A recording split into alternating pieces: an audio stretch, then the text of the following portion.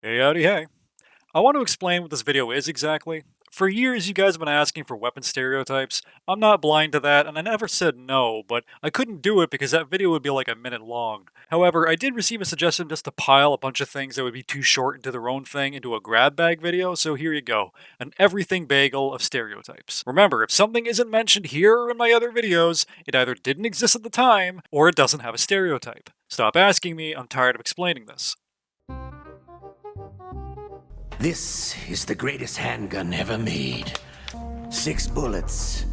More than enough to kill anything that moves. There are two types of pistol user. Noobs who gravitate towards it because it's cool, and top 5% players who manage to kick major ass with it. The latter are often streamers who pair it with the sword because they consider it a handicap and thus more entertaining to watch them succeed with it. I don't think it is a handicap, but whatever. I don't know why, but new players never pick the rifle first. This guy is the Cannoneer. He's ready for you if you try to board, and he's also ready to fire himself over and send you to the Shadow Realm while you're pulling your mask back up. Blunderbuss players tend to prefer big coats for some reason, and 9 times out of 10 they enjoy the Fort of the Damned, even though its value is deprecated in recent years. Hey, gotta get those trinkets leveled up somehow. I count 6 shots, nigga. I count 2 guns, nigga.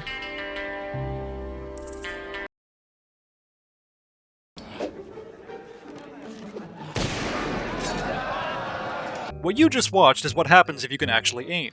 If you still complain about the sword, you're the bad player.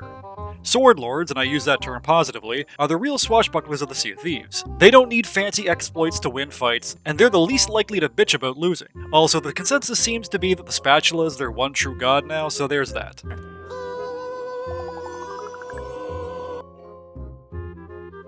By far the most common curse given that it's the easiest to unlock, this one's a bit hard to pin down.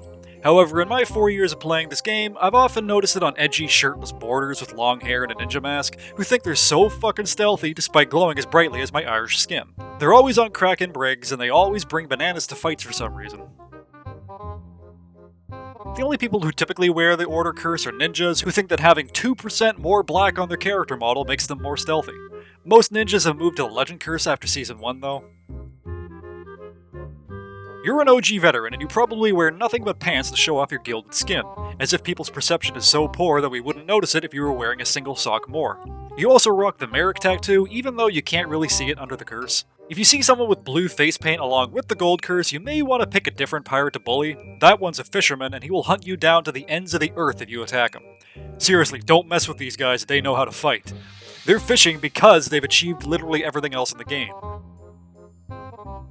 This guy is always in an open crew, and he's usually a buff blonde guy. I don't know why. He usually has a mustache, and he'll always be the one to portray an alliance without discussing it with his crew. If you're on a fort and you see this fucker, you might as well just sink them immediately, because he's already hid 3 kegs in your ship.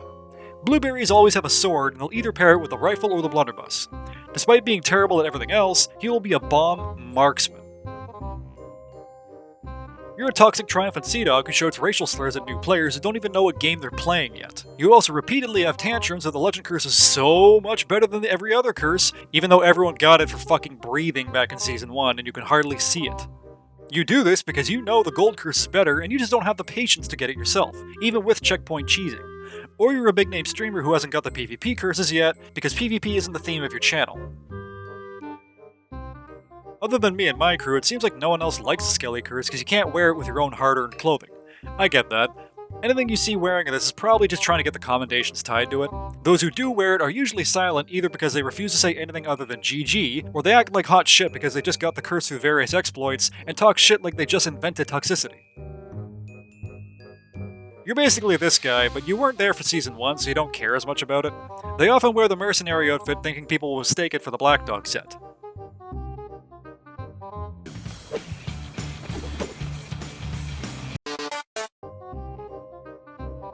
You've never played Killer Instinct, don't lie to me. You're just wearing this because you either don't have the Skelly curse or you have both and you want to wear them simultaneously. This is a model change, this is a filter. I really don't see why we can't wear them at the same time. You got 14 trillion gold in Alliance servers and think that expensive clothing will scare people in normal play. Sorry, that's not how it works anymore. I'm not saying this stuff isn't cool, I think a lot of it is besides the gloves, but that doesn't change the fact that this is how most people will perceive you.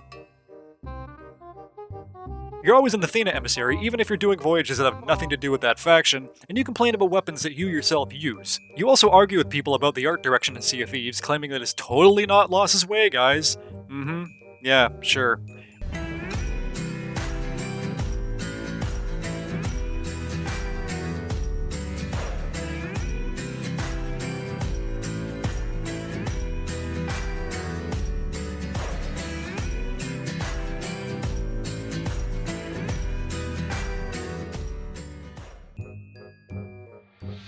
Ravenwoods are usually on galleons and they always try to keg you. Problem is, they fucking suck at it and will either try to board you from their crow's nest, I swear that's not a bird joke, not realizing that the strategy doesn't really work unless you're on a sloop, or they'll try to very obviously swim a keg over towards you in broad daylight. They're also the types to beg you to leave them alone on an outpost, even though they never grant anyone else the same courtesy. Surprisingly, despite their behavior, very few of them are actually children. You're a child with a fat character who will offer alliances with the sole intent of betraying them. Expect them to have the full ship set with no customization because creativity is hard. It saddens me that this costume is almost exclusively worn by bad players because it's actually one of the better Emporium sets in my opinion. He'll always be on a sloop and only the Warsmith will have a mic. His buddy won't even use text chat. He's just standing there, menacingly!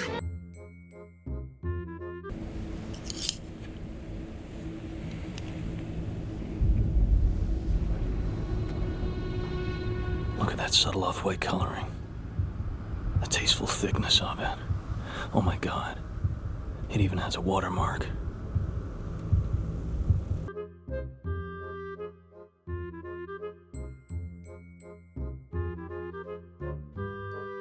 Hey, you guys got the Skelly curse!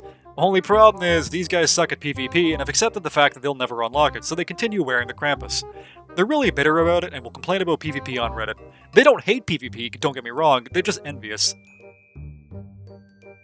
You don't necessarily cheat, but one of your buddies does. Jackal leaders will often try to two-man a brig and get destroyed every time, despite one of them having aimbot, and because they're two-manning a brig, their fate is always the same. They get a few holes and then both players go down to repair, only to get Blunderbuss because no one was guarding the ladder.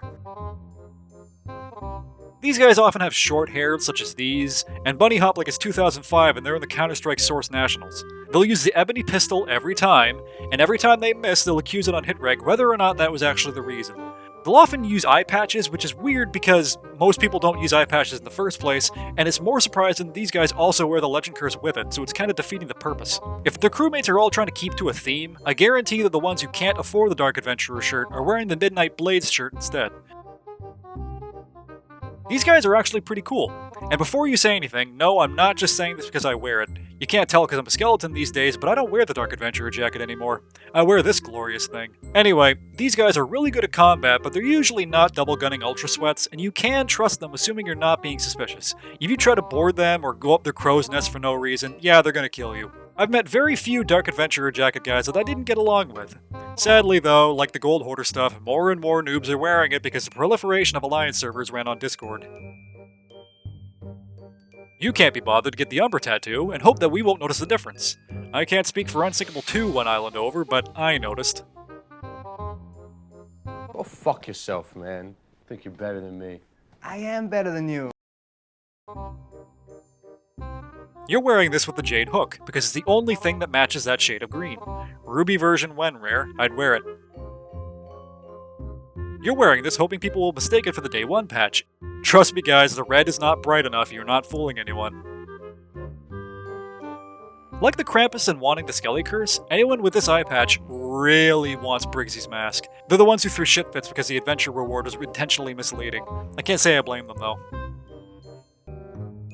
This is also very popular amongst Triumph and Sea Dogs, but assuming you're not one, Monocle players are old school completionists. They still dress like this, which was a popular style years ago because it was the height of fashion. This was before the Triumph and stuff existed and the Gold Curse wasn't cheesable. I guarantee that they're buff and have a default beard and long hair. You can't see it under the shirt, but they also have the shark bite scar. Two things. One, you love the Naval Commander stuff. Two, you fucking despise ocean crawlers.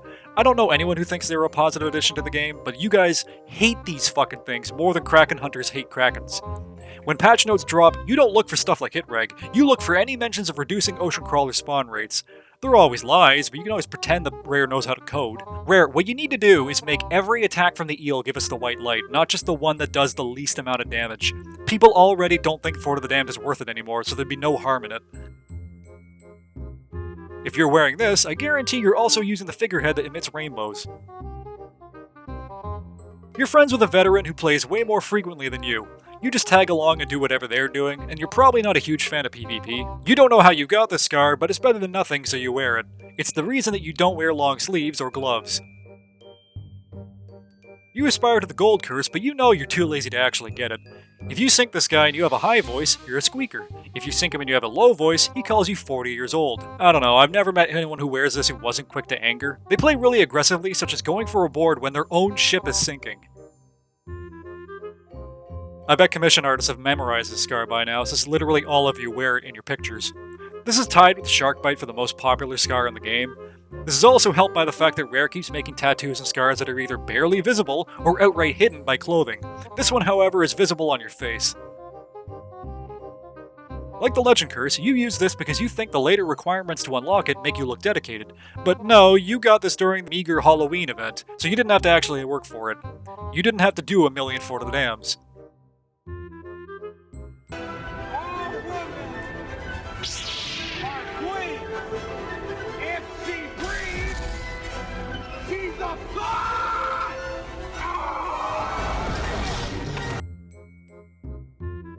You're an Hourglass enthusiast who doesn't seem to understand that Flameheart doesn't give a shit about you, and you proudly roleplay as a Reaper cultist.